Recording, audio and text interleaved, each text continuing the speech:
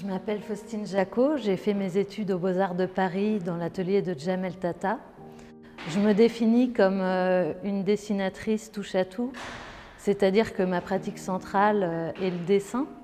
Pour le silo, j'ai choisi de présenter une série de dessins en couleurs qui parlent de notre société et de transposer certains des dessins à même les murs en grand format, en câble électrique. La technique, c'est d'appliquer sur les murs le câble et de venir en coller avec un pistolet à colle à même le mur.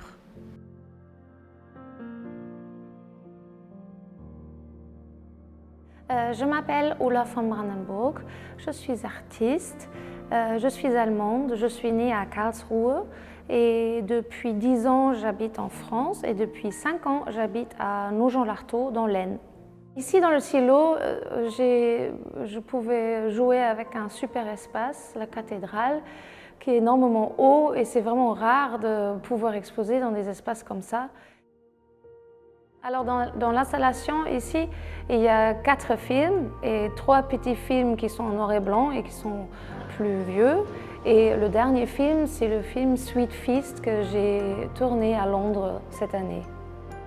J'ai fait un remake, une sorte de reconstruction de quelque chose qui s'est passé en 1973 où ils ont fait une exposition de bonbons pour montrer les différents bonbons de l'Europe à cette époque-là.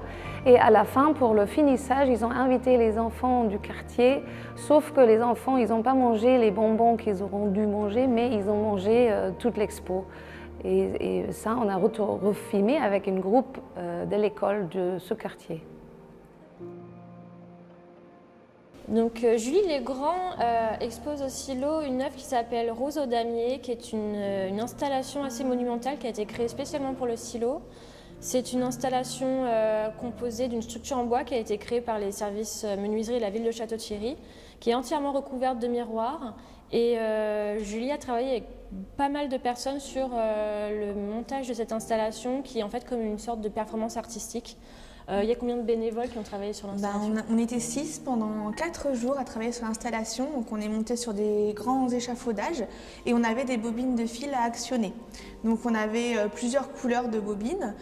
Les fils descendent et au bout d'un moment, vu qu'on a tous les fils, on va pouvoir jouer avec eux en fait et les actionner tous ensemble pour faire un mélange de couleurs et créer ces petits monticules que vous pourrez voir dans l'exposition. Finalement, c'est un travail vraiment de décomposition de la matière. On décompose les bobines de fil et on recompose quelque chose de nouveau en mélangeant les fils, en créant des couleurs, des paysages sur les miroirs.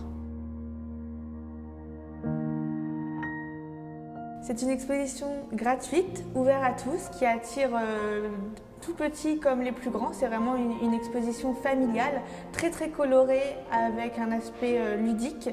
Une exposition qui aura lieu du 22 décembre jusqu'au 2 mars 2019.